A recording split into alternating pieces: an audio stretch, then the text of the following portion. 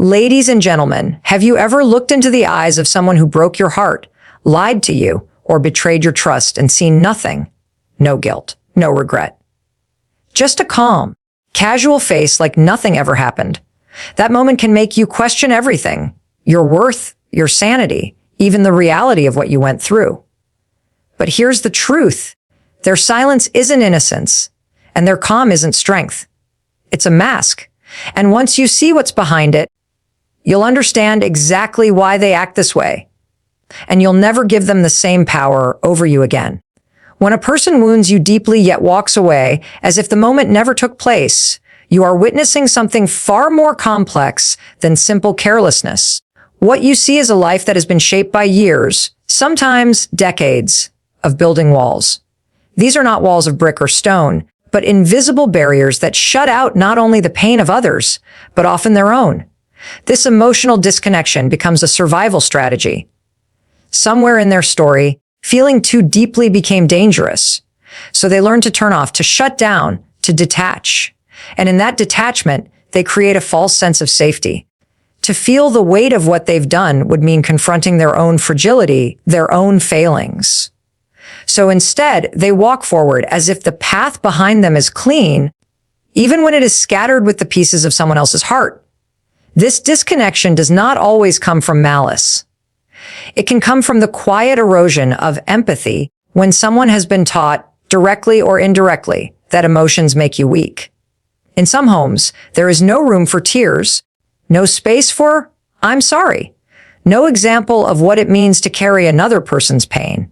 Over time, such an environment teaches the heart to close itself off. They may believe that acknowledging hurt makes them vulnerable, and vulnerability is something they have sworn to avoid. So they ignore the storm they've caused, because to them, looking back is more dangerous than pretending the skies are clear. Yet beneath that surface of calm lies the truth of self-preservation. When someone acts like nothing happened after they've caused harm, it is often because admitting their actions would force them to face the discomfort of guilt. Guilt is a mirror, and some cannot bear to see what stares back at them. By pretending the offense never occurred, they shield themselves from the confrontation within. It's easier to rewrite the story in their minds than to live with the weight of what truly took place. This act of self-protection can be subtle. It's not always accompanied by loud denial or sharp words. Sometimes it is silence that does the cutting. Silence that says, "This never happened, and if it did, it wasn't my fault." They keep moving as though their hands are clean, and in doing so, they convince themselves that they are. This isn't because the truth is too small to matter. It's because it's too heavy for them to carry. The reality is, people who cannot sit with their own wrongs will never be able to stand with your pain. They would rather keep their own image intact than face the messy work of reconciliation.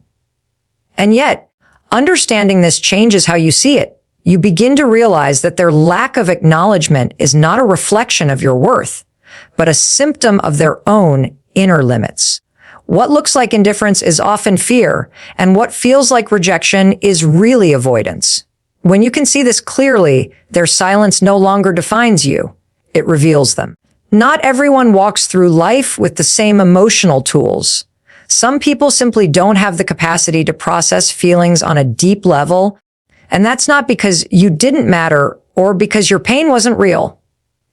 It's because they were never taught how to handle emotional responsibility. Think about it. If you've never learned how to swim, being thrown into the deep end doesn't make you a swimmer. It makes you someone who flails and panics until they find a way out. That's what happens when someone is confronted with the emotional impact of their actions and they don't know how to navigate it. They take the easiest route: denial, distraction, or dismissal. We tend to assume that empathy is automatic, but for many, it's a skill that has to be developed. People who grew up in environments where emotions were ignored, mocked, or punished often become adults who don't know how to connect on that deeper level. They avoid emotional conversations, not because your feelings are unimportant, but because they have no framework for engaging with them in a healthy way. It's like trying to speak a language they never learned. So when they hurt you, The conversation you're hoping for, the acknowledgement you deserve, is something they literally can't give. And if you're not aware of this, you can spend months or even years waiting for words or actions that will never come. Then there's the hard truth most people don't want to admit.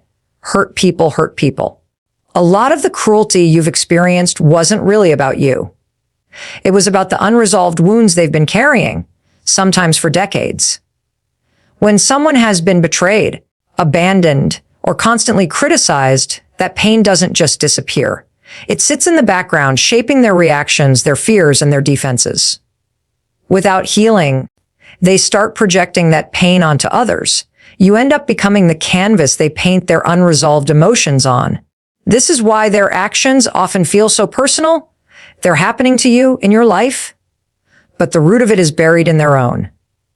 It's not fair, but it's reality. People who have never confronted their own scars will keep cutting others without realizing the depth of the wound they're leaving behind. And here's the trap you have to avoid. Thinking that if you just love them enough, help them enough, or explain yourself enough, they'll suddenly see what they've done. That rarely happens. Change doesn't come from your effort to fix them. It comes from their choice to face themselves. When you understand this, it shifts everything. You stop seeing their lack of care as proof you weren't worth it, and start seeing it as evidence of where they are in their own journey. And that's the moment you reclaim your power, because you stop tying your healing to their growth, and you start taking ownership of your own. There are times when the deepest wound is not in the words spoken, but in the silence that follows.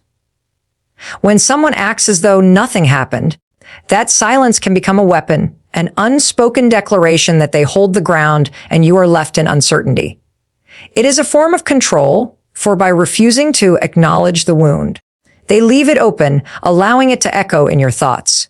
It is not simply forgetfulness, but a deliberate absence, a way to maintain power without lifting a hand. Yet there is a greater truth. The power they seem to hold is only the power you give them. The moment you see their silence for what it is, a mirror of their own fear and limitations, it begins to lose its grip on you. Your worth is not tied to their confession, nor your healing to their apology. You are not called to live bound by the weight of what they refuse to face. The choice to rise, to step forward, to set boundaries and walk in strength, is the choice to no longer be shaped by their absence, but by the fullness of who you are meant to become.